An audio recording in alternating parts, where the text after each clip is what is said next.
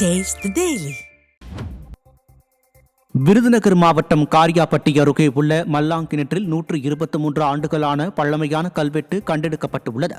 கருங்கற்களால் சதுர வடிவில் கட்டப்பட்ட கிணற்றில் மேல் விளிம்பில் கல்வெட்டு இருப்பதை ராமநாதபுரம் தொல்லியல் ஆய்வு நிறுவனத்தினர் கண்டுபிடித்தனர். கிணற்றின் விளிம்பில் 2 வரியில் உள்ள இந்த கல்வெட்டு 1902ஆம் ஆண்டு குப்புசாமி நாயக்கர் ஊர் மக்களின் பயன்பாட்டுக்காக தர்மமாக கருங்கற்களால் ஆன இக்கிணற்றை அமைத்து கொடுத்ததாக கூறப்படுகிறது. இந்த கல்வெட்டில் கலி, தமிழ், ஆங்கில ஆண்டுகள் குறிப்பிடப்பட்டுள்ளன.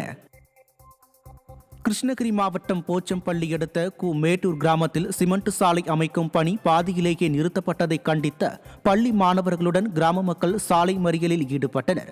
இக்கிராமத்தின் பொதுப்பாதையில் சிமெண்ட் சாலை அமைக்க சிலர் எதிர்ப்பு தெரிவித்த நிலையில் பணி பாதியிலேயே நிறுத்தப்பட்டதாக தெரிகிறது. இதனால் ஆத்திரமடைந்த பொதுமக்கள் போச்சம்பள்ளி தொகரப்பள்ளி நெடுஞ்சாலையில் மறியலில் ஈடுபட்டனர்.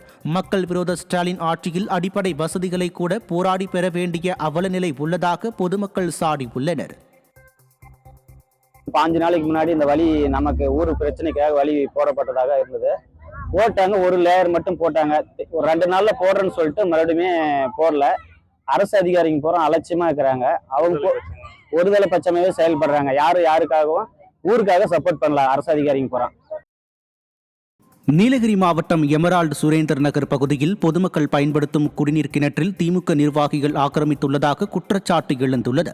குடிநீர் கிணறு மற்றும் அதை ஒட்டிய நிலத்தை திமுக நிர்வாகிகள் தங்கப்பன் மற்றும் ரவி ஆகியோர் ஆக்கிரமிப்பு செய்து விவசாயம் செய்து வருகின்றனர். விவசாயத்திற்கு பயன்படுத்தப்படும் களைக்கொல்லி மருந்துகள் கிணற்று நீரில் கலந்ததால் அதை பயன்படுத்தியவர்களுக்கு உடல்நிலை பாதிக்கப்பட்டுள்ளது.